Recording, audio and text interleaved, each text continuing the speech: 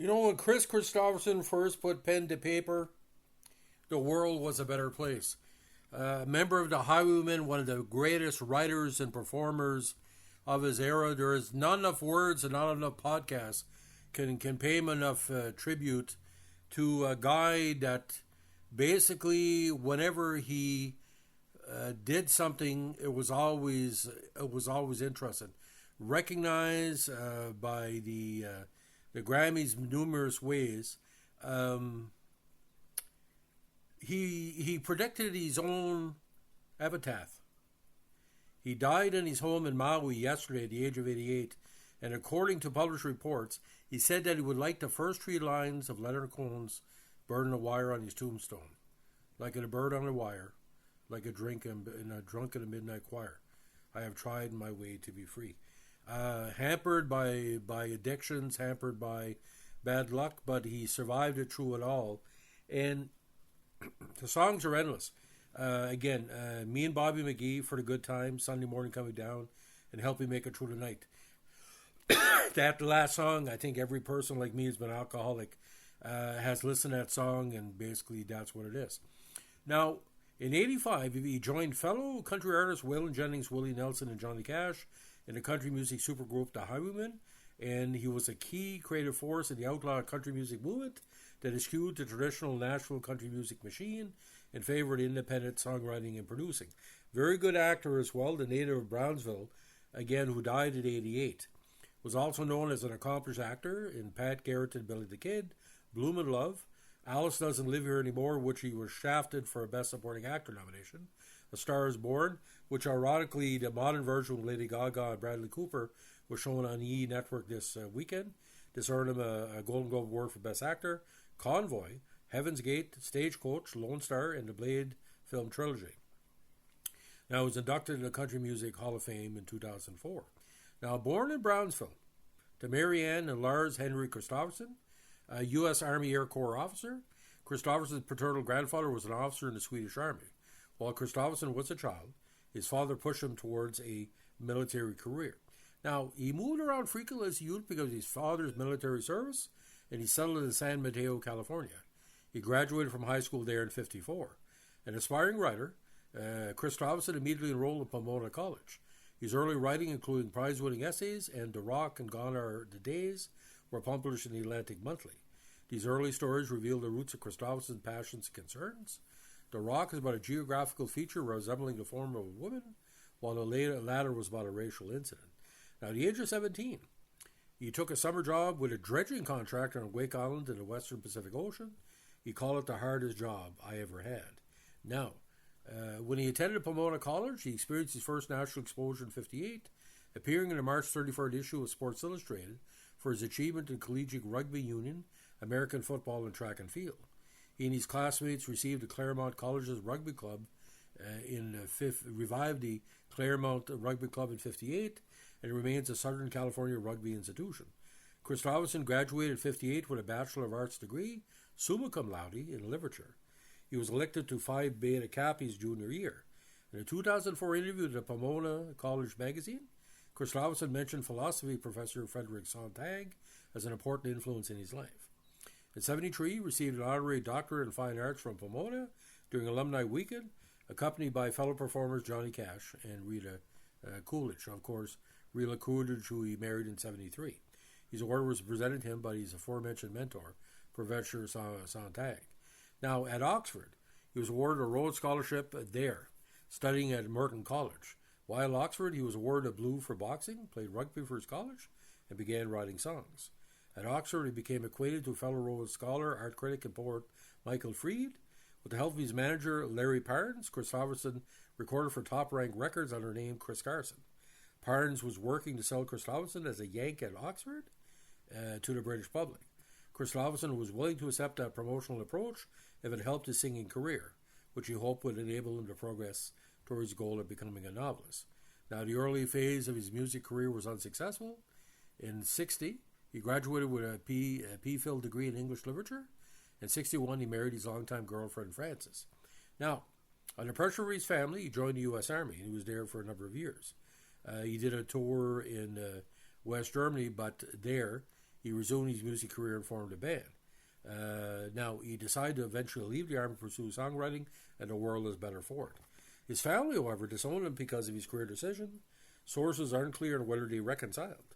He saw it as a rejection of everything he stood for, although Kristofferson says he's proud of his time in the military and received a Veteran of the Year award for the 2003 American Veterans Award ceremony.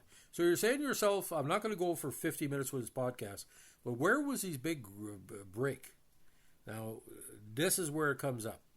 After leaving the Army in 1965, Kristofferson moved to Nashville. He worked odd jobs while struggling for success in music, while burdened with medical expenses resulting from his son's defective esophagus.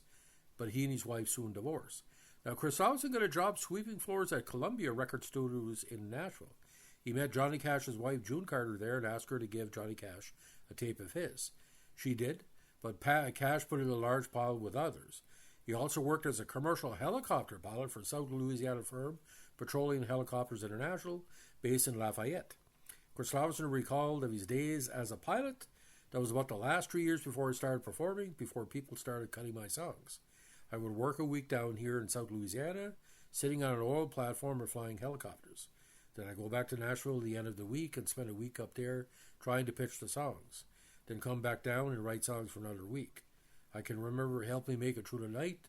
I wrote Sitting on the Top of an Oil Platform. I wrote Me and Bobby McGee down here, and a lot of them in South Louisiana. Now, weeks after giving Carter his tapes, Kristofferson landed a helicopter in Cash's front yard, according to legend, gaining his full attention. A story about Kristofferson having a beer in one hand and some songs in the other upon arrival was reputed, but was later refuted, with Kristofferson saying it was still kind of an invasion of privacy that I wouldn't recommend. To be honest, I don't think he was that John had a pretty creative memory. But upon hearing the classic Sunday Morning Coming Down, the ultimate coming off a Stone song, Cash decided to record it. In 1970, Kristofferson won Songwriter of the Year for the song for the Country Music Association Awards. Now, in 1966, he was writing for different people. Dave Dudley released a successful Kristofferson single, Vietnam Blues. In 1967, Kristofferson signed to Epic Records and released a single, Golden Idol Killing Time. The song was not successful. Within the next few years, more Kristofferson originals hit the charts, performed by Roy Drusky, Joey and the Kid, Billy Walker and the Tennessee Walkers, From the Bottle to the Bottom, Ray Stevens, who did Sunday Morning Coming Down, Jerry Lee Lewis, Once More with Feeling, Farron Young, very underrated singer, Your Time's Coming, and Roger Miller, Me and Bobby McGee, Best of All Possible Worlds, and Darby's Castle. He was successful as a performer, following Cash's introduction of him at Newport Folk Festival. Of course, Janis Joplin version, Me and Bobby McGee. But the many songs when he was on Monument. Now, there's going to be a very, very interesting thing I want to talk about that's still legend. Like I said, I don't want to go on all night. I want to talk about his rise, not only his drinking and his addictions and the fall from grace. Now, when he signed with Monument Records as a recording artist, in addition to running the label, Fred Foster also served as manager at Combine Music, Kristofferson's songwriting label. His debut album for Monument in 1970, Kristofferson, included a few new songs as well as many of his previous hits. The album initially sold poorly, but it would become a success the following year after his re-release under the title Me and Bobby McGee. Christopher's songs were still in demand. Ray Price did For the Good Times. Gladys Knight and the Pips did Help Me Make It Through the Night. If you can find it, it's a great single. Waylon Jennings, The Talker. Bobby Bear, Come Sundown. Johnny Cash, of course, Sunday Morning Coming Down. And Sammy Smith, Help Me Make It Through the Night. Great cut. All recorded successful versions of these songs in the early 70s. For the Good Times won Song of the Year in 70 from the Academy of Country Music, while Sunday Morning Coming Down won the same award from the Academy's rival, the CMAs. The same year, this is the only time an individual received the same award from these two organizations the same year for different songs. Now, in 1971, Janis Joplin, who at one point had dated Kristofferson, that's not very well known, had a number one hit with Me and Bobby McGee, a very kind of jazzy, bluesy version from a posthumous album, Pearl. It stayed in the number one spot in the charts for weeks. More hits followed from others: Ray Price, I'd Rather Be Sorry, Joe Simon, Help Me Make It Through the Night, Bobby Bear, Please Don't Tell Me How the Story Ends, O.C. Smith, Help Me Make It Through the Night again, Jerry Lee Lewis, Me and Bobby McGee, Patty Page, I'd Rather Be Sorry, and Peggy Little, I've Got to Have You. Country music performer Kenny Rogers also recorded some of Kristofferson's songs, including a version of Me and Bobby McGee in '69, with the first edition for the Ruby Don't Take Your Love to Town album. Now, his second album, The Silver Tongue Devil, '71 included the big classic Loving Her Was Easier Than Anything I'll Ever Do Again. The success established Kristofferson's career as a recording artist. This when he joined into movies and stuff like that. But I think his most underrated album for me was Jesus Was a Capricorn, which initially had slow sales, but the third single, a Christian rock classic, was a success and significantly increased album sales. It sold over 1 million copies. It was awarded a gold disc by the RIAA on November 8, '73. Now, he was on the Old Grey Whistle test in '72 with Rita Coolidge. Now, I went into film, but ladies and gentlemen, there's no way to talk about the career, but hopefully it gives you the basement of what Kristofferson went through and had done. Now, numerous awards into his career. The CMAs, again, Song of the Year and Single of the Year, where he was either won or nominated. BAFTA, he won Best Newcomer nomination for Pat Garrett and Billy the Kid. Academy of Country Music Awards, One Day at a Time, Song of the Year nominee. Golden Globe, he won Best Actor in '76. Actually, he got an Academy Award nomination for Songwriter in 1980 from the Oscars. Highwaymen, one of the most classic songs, again, the top 5. That song was not nominated for a Grammy, if you can imagine that. He's never received. He has won 3 competitive Grammys from 13 nominations, nominated for Song of the Year, one for Help Me Make It Through the Night. I've been nominated for Best Country Song, Best Male Vocal Performance, Best Country Performance by a Duo or Group. He won with Rita twice for From the Bottle to the Bottom and Love Her Please. Was nominated for Highwaymen 2, Grammy Lifetime Achievement, and of course Best Americana Album, nominated in the Cedar Creek Sessions. Now, studio albums, quite a few over the years, but in the '70s, I think it was his best work. Kristofferson, The Silver Tongue Devil and I, Border Lord, Jesus Was a Capricorn, Full Moon with Rita Coolidge, Spooky Lady Sideshow, Breakaway with Rita Coolidge, Who's the Blessed and Who's the Blame, Surreal Thing, Easter Island, Natural Act, Shake Hands with the Devil, and of course the film categories. Now, of course, he was 61. He married Madame Beer, eventually divorcing. Again, briefly dated Janis Joplin before her death in October '70. Second marriage was to Coolidge in '73, and then divorced by 1980, and he married Lisa Myers in '83. Now, Kristofferson Myers owned a home in Los Flores Canyon in Malibu for numerous years, and maintained a residence in Hana, the island of Maui. Kristofferson again had 8 children from 3 marriages, 2 from Beer, 1 from his second marriage to Rita Coolidge, yes, 2 from Beer, and 5 from his marriage to his third wife, Lisa. Now, again, he died in Maui on September 28, 2024, at the age of 88. So, the icons of country, he's one of them. I really consider this, if he's not the smartest country singer of all time.